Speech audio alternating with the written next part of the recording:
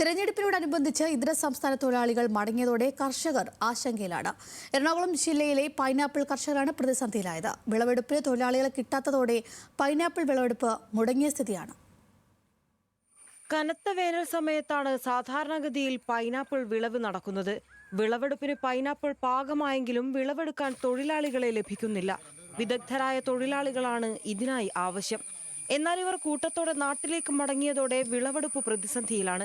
1000 രൂപയാണ് വിളവെടുപ്പിന് ഇതര സംസ്ഥാന തൊഴിലാളികൾ ഈടാക്കിയിരുന്നത്.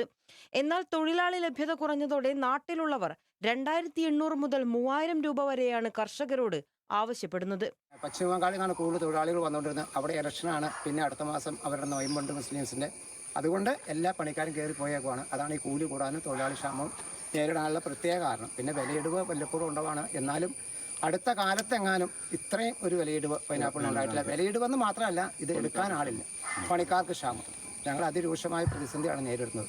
കർഷകർ നേരിട്ടിറങ്ങിയും കുടുംബാംഗങ്ങളും സുഹൃത്തുക്കളും എല്ലാം ചേർന്ന് വിളവെടുക്കുന്ന രീതിയാണ് നിലവിലുള്ളത്. എറണാകുളത്തെ വാഴക്കുളം, ആവോലി മേഖലകളിലെ കർഷകരാണ് പൈനാപ്പിളുകൾ ചീഞ്ഞു പോകാതെ എങ്ങനെയും വിളവെടുക്കാൻ ശ്രമിക്കുന്നത്. ഏപ്രിൽ മാസത്തിൽ ഉൽപാദനം വലിയ തോതിൽ വർദ്ധിച്ചതോടെ പൈനാപ്പിളിന് വിലയിടിഞ്ഞു. കഴിഞ്ഞ വർഷം ഇതേ സമയം 65 രൂപയാണ് കിലോയ്ക്ക് ലഭിച്ചിരുന്നതെങ്കിൽ ഇക്കുറി കേവലം 13 രൂപ മാത്രമാണ് കർഷകർക്ക് ലഭിക്കുന്നത്. അതിനാൽ വലിയ തുക നൽകി തൊഴിലാളികളെ നിർത്താനും കഴിയാത്ത സ്ഥിതിയാണ്.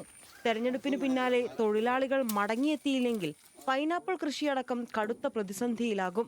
ന്യൂസ് മലയാളം, കൊച്ചി.